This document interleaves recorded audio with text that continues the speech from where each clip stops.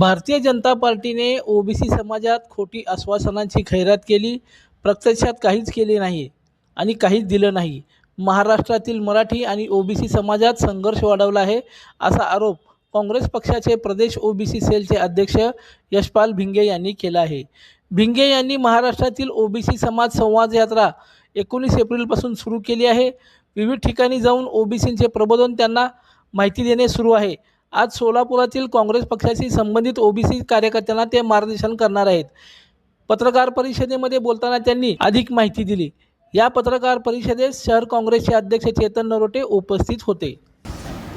महाराष्ट्र प्रदेश काँग्रेस कमिटीच्या ओबीसी विभागाचा राज्याचा अध्यक्ष या नात्यानं मागच्या 19 तारखेपासून मी पश्चिम महाराष्ट्राच्या दौऱ्यावर आहे.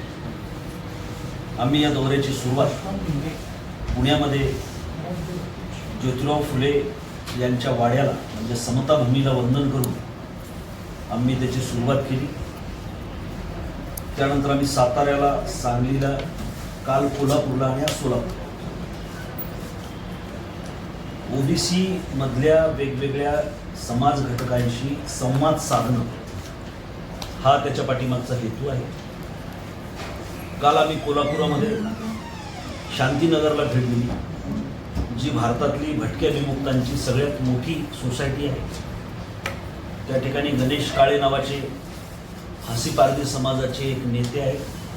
त्यांनी 16 एकरमध्ये 240 फासीपारध्यांची घरं उभी केलेली आहेत. आणि मला आनंद याचा वाटतोय की आपल्यासारख्या माणसाला पण वाटावं की त्या सोसायटीमध्ये, त्या वस्तीमध्ये जाऊन राहावं.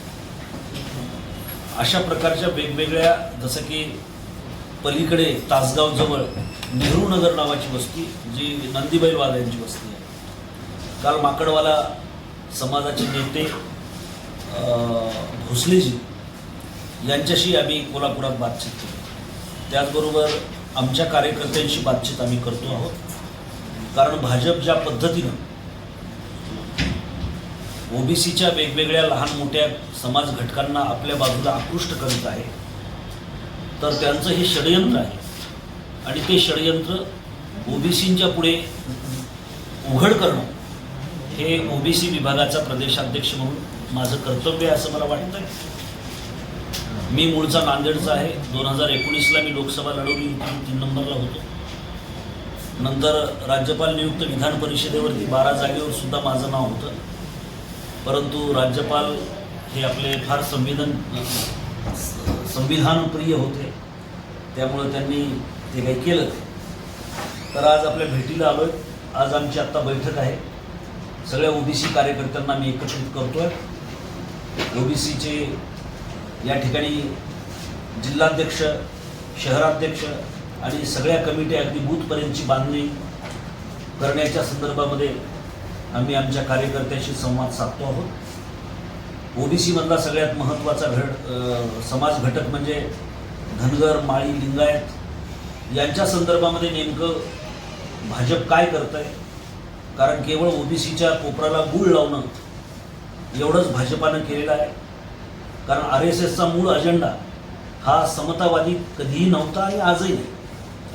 समाजामध्ये विषमता पसरवणं ही त्यांची परंपरा राहिलेली आहे.